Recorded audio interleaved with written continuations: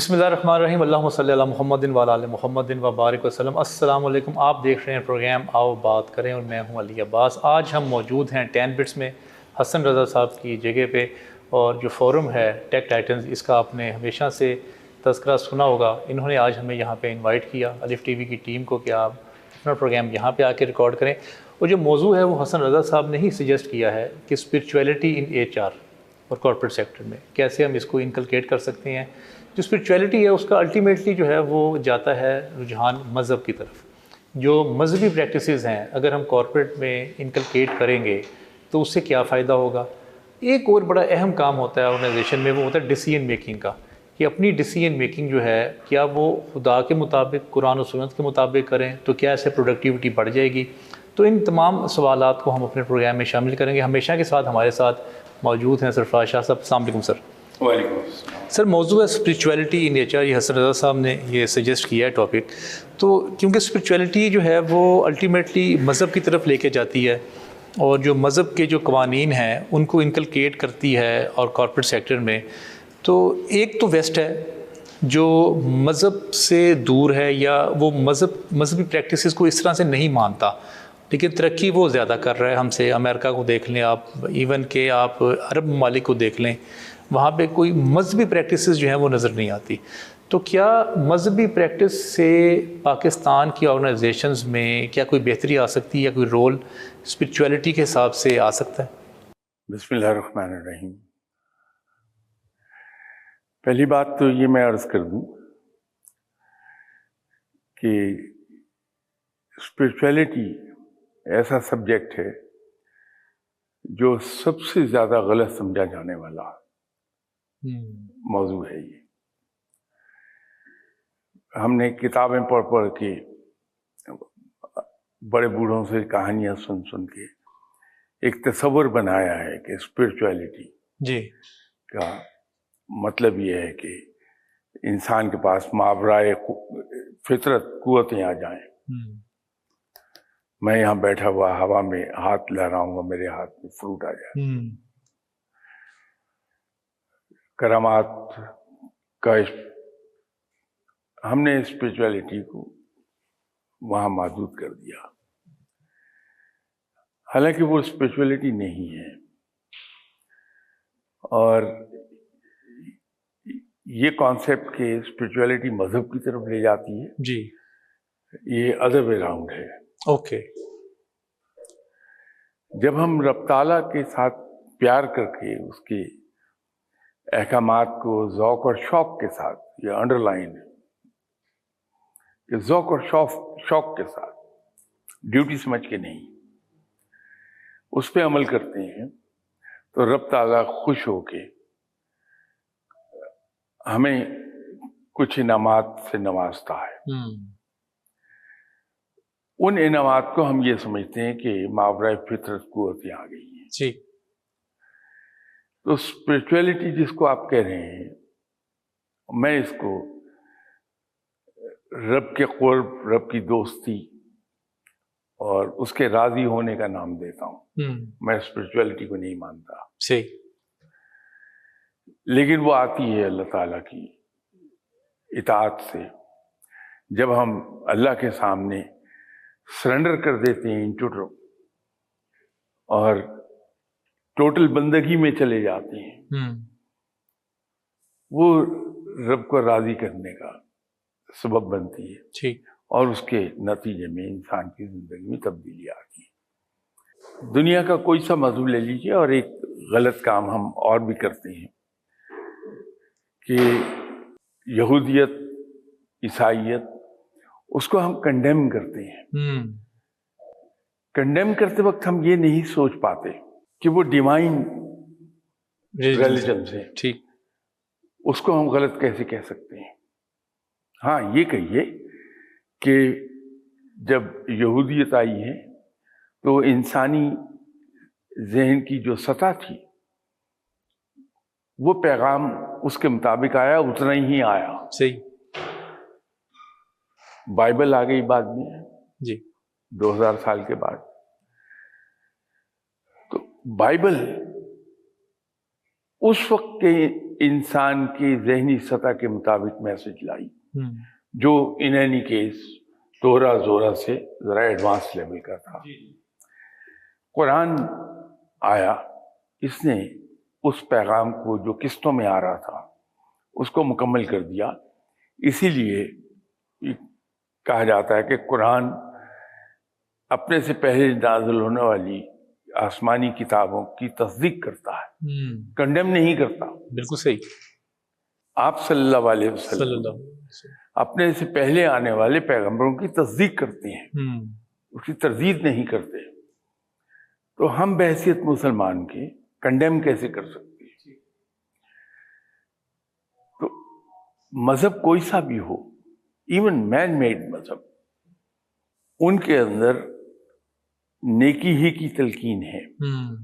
दुनिया का कोई मजहब, चाहे वो मैन मेड क्यों ना हो जी, वो ये नहीं कहता कि झूठ बोलना अच्छी बात है। जी बिल्कुल सही। तो मुसलमान की जिंदगी तो बड़ी मजे की जिंदगी है इन ए वे कि हम किसी मजहब को फॉलो नहीं करते, हम दीन को फॉलो करते हैं। मजहब में और दीन में फर्क है ठीक कि मजहब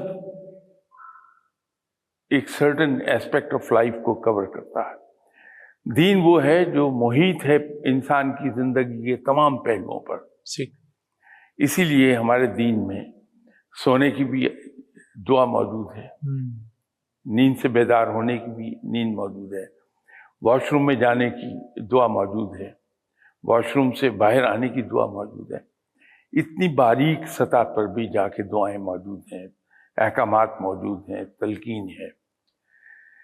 तो मुसलमान तो मजहब को अपने ऊपर ओढ़ता है पूरी तरह। ठीक।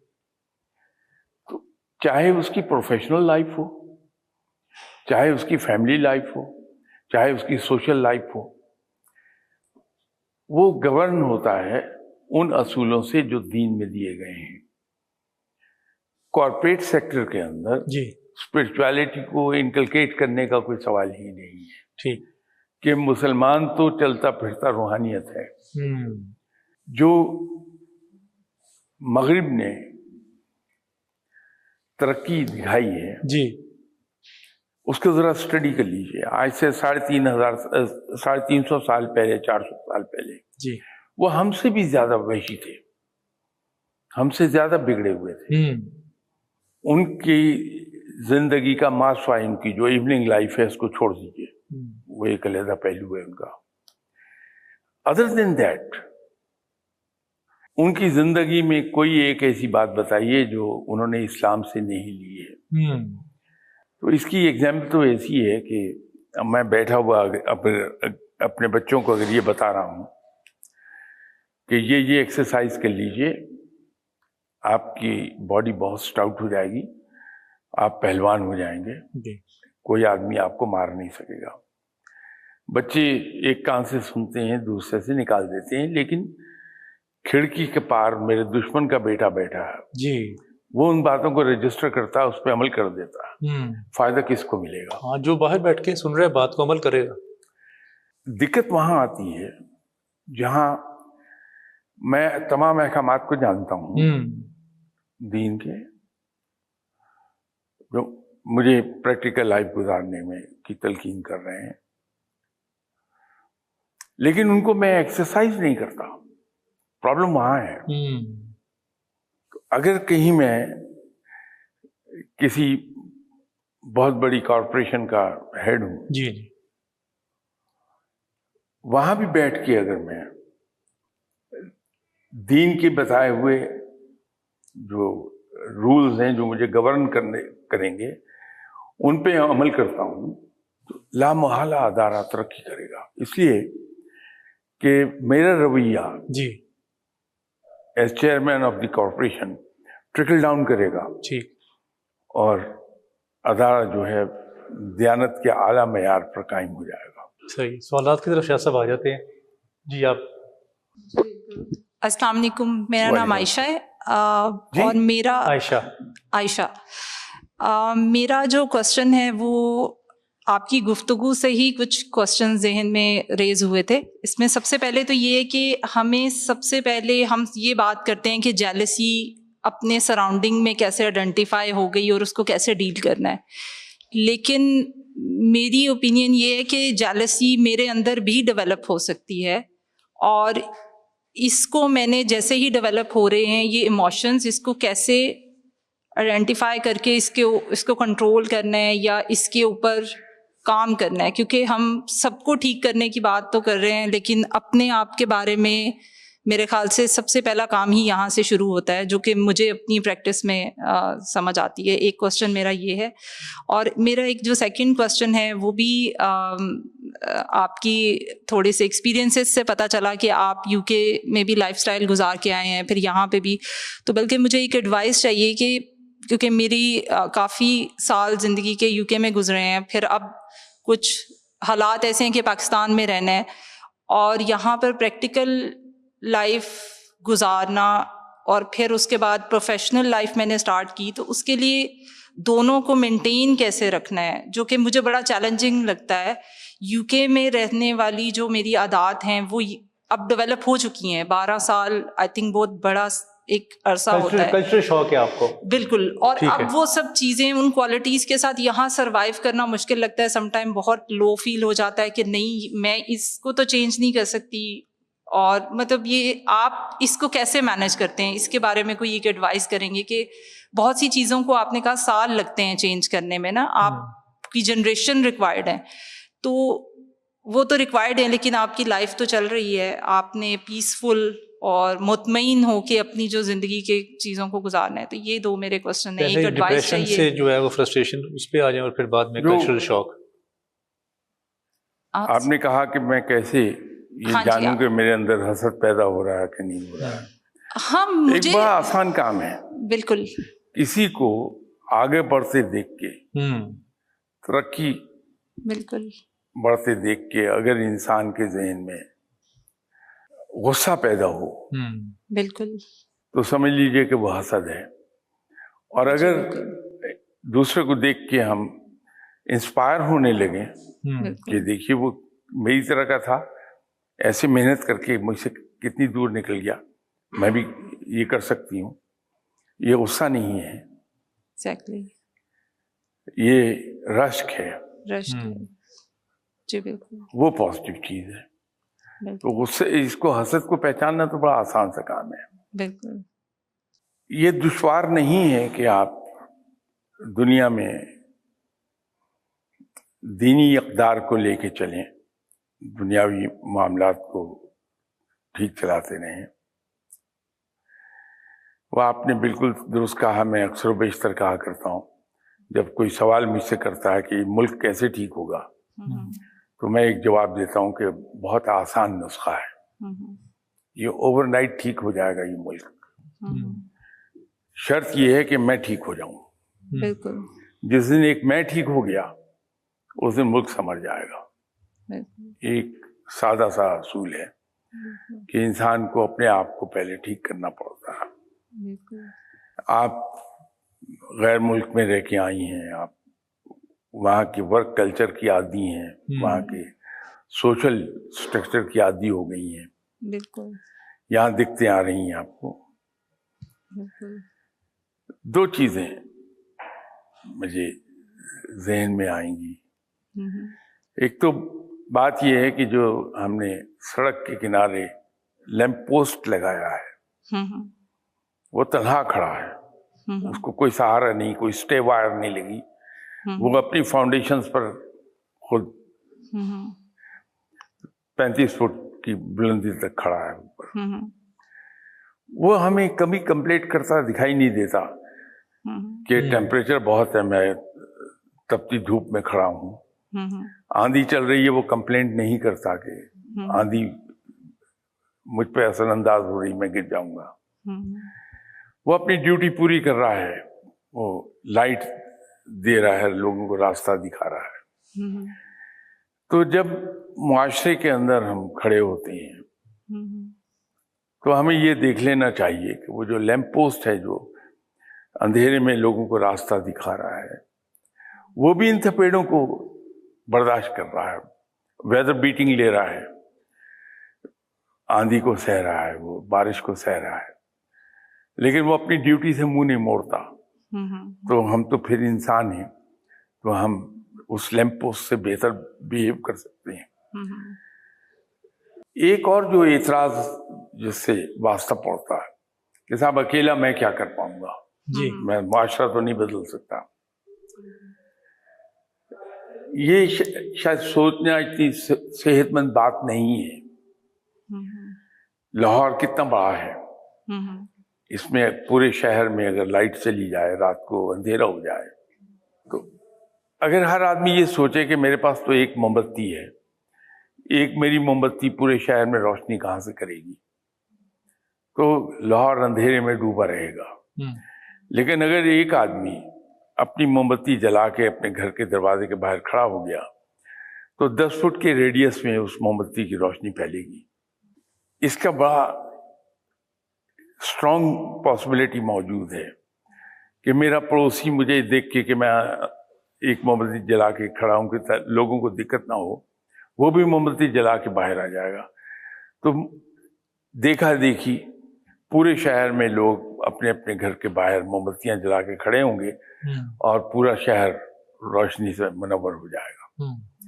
जरूरत इस बात की है कि वो पहला आदमी जो मोमबत्ती जला के बाहर खड़ा होगा वो कौन है, तो लेट इट बी मी। जब हम इन लाइंस पे सोचने लगते हैं तो जिंदगी बड़ी आसान हो जाती है। ये फकीर लोग, इनको आप देखते हैं, दरवेश लोग, नॉर्मली वैसे तो शेख अब्दुल कादिर जिलानी रहमतुल्लाह अलैह, इतने अमीर लोग भी पैदा हुए हैं कि इंतहाई कीमती ड्रेस पहनते थे, जो ड्रेस एक बार पहन लिया दोबारा नहीं पहना।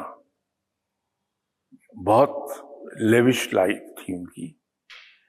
हज़रत बहाउद्दीन ज़िक्रिया रहमतुल्लाह अलैह बहुत बड़े जागीरदार थे। ऐसे लोग फकीर भी गुजरे हैं, लेकिन जनरली उनके पास ना खाने को पूरी रोटी होती है, न पहनने को कपड़ा होता है पूरा, न रहने को पूरी छत होती है।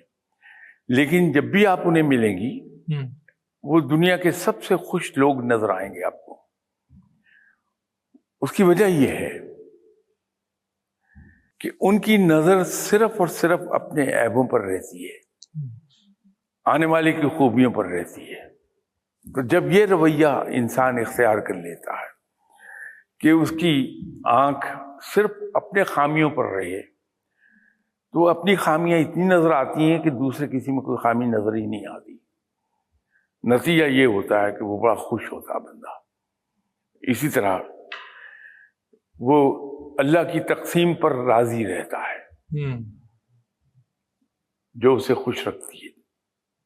सही, नेक्स्ट वीक।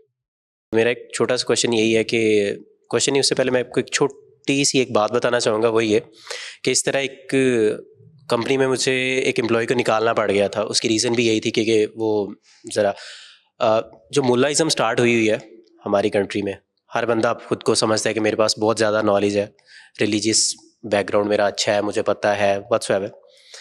तो अब वो ग्रुप बना लेते हैं कंपनी में, और वो फिर कोई भी हिंदू है, क्रिश्चियन है, या कोई भी और बंदा है किसी और रिलीजन का, या उनके बिलीव्स कुछ और है, तो वो जब आके बैठते हैं तो वो फिर ग्रुप बना के तो बाद में उन पे हो जाते हैं, उनको या तो इस लेवल पे ले जाते हैं कि वो कंपनी छोड़ के चले जाएं, या फिर वो डिप्रेशन में चले जाते हैं।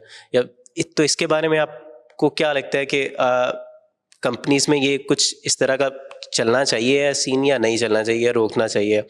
दूसरा ये है कि ये भी जैसे वॉर का चल रहा है गज़ा, और वो पहले दूसरा कौन है बोला, हाँ इसराइल। अब इसराइल का जो इशू चल रहा है, वो कुछ कंपनीज ने बायकॉट भी कर दिया, बिजनेसेस बंद कर दिए। तो क्या ये चीज़ बेहतर है? क्योंकि बिजनेस तो टोटली अलग चीज़ नहीं है, या फिर अगर मैं गलत सोच रहा हूँ तो इसके बारे में भी प्लीज़ मुझे बताइए। पहले वो गैर मुस्लिमों का बता दें कि जो फ्रस्ट्रेट हो जाते हैं, जो गैर मुस्लिम कहीं काम कर रहे हो, तो ग्रुप बना के वो 7 लोग मिल जाते हैं और फिर उसको ऐसा माहौल क्रिएट कर देते हैं कि गैर मुस्लिम जो है वो तंग आके ऑर्गेनाइजेशन छोड़ दें। अब इसके یہ تو میرا خیال ہے شاید دنیا میں کوئی بھی آدمی اس کا علاج نہیں دے پائے. ریسزم کو مختلف ملکوں نے فائٹ کیا ہے کہ ان کے یہاں جو مختلف ایتھنک اوریجن کے لوگ بستے ہیں ان کے خلاف کوئی قدم نہ اٹھا پائے. آپ اگر یورپ میں جاتے رہتے ہیں تو وہاں کے اخبارات میں تقریباً روز دیکھیں گے کہ ایک دو پولیس والے ان کی سروسز کورٹ نے ٹرمینیٹ کی ہیں ریسزم پر. کمپلینٹ کسی نے کر دی کہ اس نے مجھے ریسسٹ بیسڈ جملے کہے ہیں, برداشت نہیں کرتے, ان کو ٹرمینیٹ کر دیتے ہیں. انہیں معلوم ہوگا کیونکہ یہ فرما رہی تھیں یوکے میں رہتی رہی ہیں, اس خاتون منسٹر کا نام جو آل آف اے سڈن نکال دی گئی تھی جاب سے, ٹونی بلیئر کا زمانہ تھا. تو وہ کسی کی سمجھ میں نہیں آ رہا تھا کہ ان خاتون کو انہوں نے ریزائن کیا. شام تک منسٹر تھیں, اگلے دن صبح جاتے ہی ریزائن کیا, گھر چلی گئی. تو میرے پاس کچھ وہاں کے لارڈز آتے ہیں. ایک لارڈ صاحب سے میں نے پوچھا, میں نے کہا کہ یہ آپ کی پارٹی ہے تو یہ ہے میں نہیں آئیڈیا کہ اس منسٹر کو فارغ کیوں کیا گیا ہے. تو انہوں نے کہا کہ مجھے معلوم ہے, میں اس ڈنر میں موجود تھا جہاں یہ واقعہ ہوا. ٹونی بلیئر نے ڈنر دیا ہوا تھا. وہ خاتون منسٹر جو تھی ذرا لائٹ موڈ میں آ گئیں. انہوں نے ایک جوک سنا دیا اور جوک بیس تھا ریسزم پر. تو پرائم منسٹر نے وہیں اسی ڈنر میں انہیں کہا کہ آپ ابھی ریزائن کر دیجیے. تو جہاں پر ریسزم کو کنٹرول کیا ہوا ہے, آپ مذہب کا کسی سے پوچھ نہیں سکتے کہ آپ کون سے مذہب پر ہیں وہاں پر, وہ بہت بڑا جرم ہے. انہوں نے تو ایسے سخت ہتھ کنڈے استعمال کیے ہیں اور انہوں نے ریسزم پر اور ریلیجن پر یوں قابو پایا کہ کوئی کسی کو کچھ کہہ نہیں پائے. ہمارے یہاں صورتحال ایسی ہے نہیں, ہم جذباتی لوگ ہیں. تو ابھی آپ چاہیں تو میری تکہ بوٹی 2 منٹ میں ہو جائے گی. آپ کو صرف کھڑے ہو کے کہنا کہ انہوں نے حرمت کے خلاف قرآن کی حرمت یا آپ صلی اللہ علیہ وسلم کی حرمت کے بارے میں گستاخی کی ہے. 15 منٹ کے بعد میں دنیا میں نہیں ہوں گا. تو ہمیں سختی استعمال کرنی پڑے گی کہ غیر مسلم, دین ہمارا بڑا کلیئر ہے اس معاملے میں. وہ تمام غیر مسلم جو ایک اسلامی مملکت میں رہتے ہیں وہ تو بڑے فائدے میں ہیں. انہوں نے صرف آپ کو ٹیکس دینا ہے. اگر وہ ادا کر رہے ہیں تو پھر ان کی جان مال, ان کی عبادت گاہیں, ان سب کی ذمہ داری ہمارے اوپر ہے ان کو حفاظت کرنا. ان کی وہ نہیں کریں گے, ہم ان کی جان کی حفاظت کریں گے. مسلمان ہی ان کی عبادت گاہوں کی حفاظت کریں گے. ہاں صرف ان کو ایک اجازت نہیں ہوگی اسلامی مملکت میں, وہ ہے کہ اپنے مذہب کا پرچار نہیں کر پائیں گے, وہ ایک پابندی ہے. other than that مسلمانوں سے زیادہ فائدے میں رہتی ہیں. تو دین تو یہ کہتا ہے. دوسرا سوال شاہ صاحب یہ تھا کہ جو پابندیاں لگ رہی ہیں مختلف یہ جو آرگنائزیشنز پہ, ملٹی نیشنلز پہ آج کل فلسطین کے مسئلے کی وجہ سے, وہ اس کو کیسے ٹیکل کرنا چاہیے؟ کیا یہ ٹھیک ہے پابندیاں لگانی, یہ بائیکاٹس کرنے؟ نہیں, اس میں ایک حد تک صحیح ہے کہ وہ ادارے وہ اونڈ بائی جیوز جی خود یہاں کام کر رہے ہیں تو آپ ضرور بائیکاٹ کر دیجیے ان کا.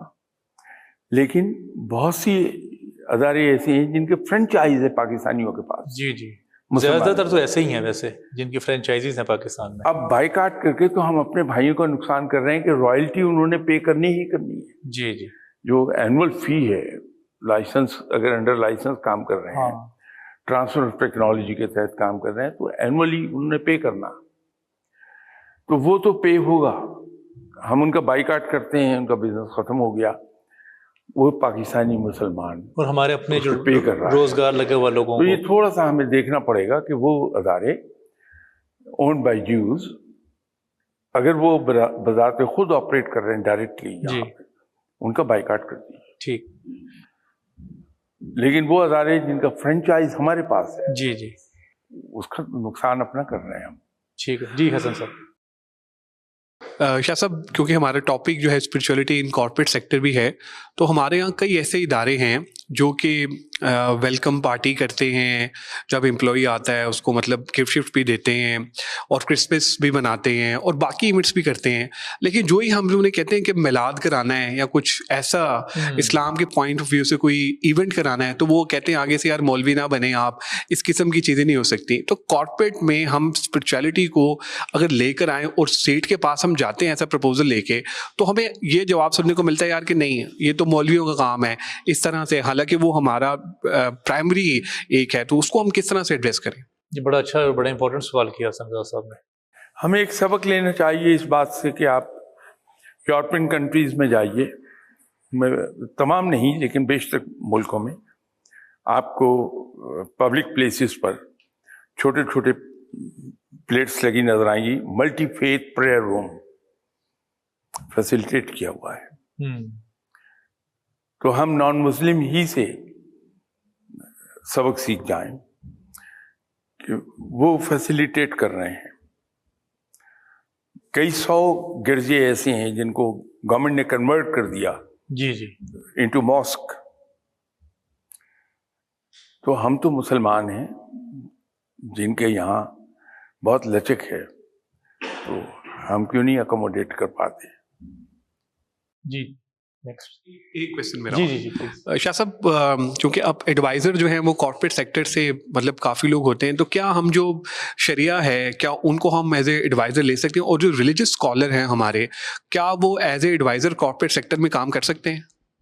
एज सैलरी पे आप पूछना चाह रहे हैं? जैसे मतलब डेवसिंग वाले हैं, उनके शरिया है, उस तरह कर रहे हैं, तो मैं मतलब मेरा क्वेश्चन ये है कि रिलीजियस स्कॉलर क्या वो as a adviser corporate sector में काम कर सकते हैं ऑन सैलरी? हाँ, ऑन सैलरी। नहीं, जो रिलीजियस स्कॉलर है वो भी तो एक आम इंसान है, उसकी लाइफ के भी मुख्तलिफ पहलू हैं, उसकी फैमिली लाइफ है, उसकी एक प्रोफेशनल लाइफ है, उसकी सोशल लाइफ है। इस्लाम तो हमें तलकीन ये करता है कि हम अपने हाथ से मेहनत करके कमा के खाएं। बेहतरीन कमाई वही है जो हम अपने हाथ से कमाते हैं। तो उनको अगर उनके अंदर रिक्वायर्ड काबिलियत है किसी पोजीशन की, तो उनको जॉब देने में क्या हर्ज है? जरूर जॉब दीजिए। ये हमने गलत कॉन्सेप्ट बना लिया। आप जाने जाते हैं बहसियत एक रूहानी शख्सियत के, तो आप पे फौरन एक इल्ज़ाम आएगा कि वो कैसा रूहानी शख्स है, वो तो मर्सिडीज में चल बैठता है, जी जी, दाढ़ी नहीं है, उसके दाढ़ी नहीं है, उसकी दूसरी सब चीज़ें देखें कितनी कीमती हैं। फौरन एक हम एतराज़ कर देंगे। अगर मैं एक बुजुर्ग के पास बैठा करता था, शाम को फारिग होके उनके पास जाके बैठ जाता था, मेरे साथ ही एक साहब वहाँ गए उनके पास, तो उन्होंने देखा कि मेरे दोस्त हैं, तो उन्होंने भुना हुआ गोश्त पकाया और देसी घी में और तंदूर से रोटियां मंगवा के कहा जी आप खाना खाइए। वो साहब खाना खा रहे थे तो एकदम कहने लगे कि जनाब हमने तो सुना था फ़कीर लोग मिर्चें पीस के उससे रोटी खाते हैं, तो आप तो भुना हुआ गोश्त खिला रहे हैं। तो क्या खूबसूरत जवाब दिया। उन्होंने कहा कि यकीनन सही सुना होगा आपने, लेकिन अगर मेरा रब भुना गोश्त मुझे खिलाता है तो मैं इससे इनकार करके कुफरान नेमत क्यों करूं? تو ہم لوگ ایک غلط کانسیپٹ لے کے چل رہے ہیں، جو کتابوں میں پڑھا، جو کہانیاں سنتے آئے ان میں، کہ جو روحانی شخص ہے اس کے پھٹے ہوئے کپڑے ہوں گے، وہ کئی مہینوں سے نہایا نہیں ہوگا، رال بہہ رہی ہوگی، رننگ نوز ہوگا، داڑھی بھی بھیگی ہوگی اس سے، اور کٹنگ 2 سال سے نہیں کروائی ہوگی بالوں کی. یہ ہم یہ نہیں سوچتے کہ وہ اللہ کا دوست کیسے ہے.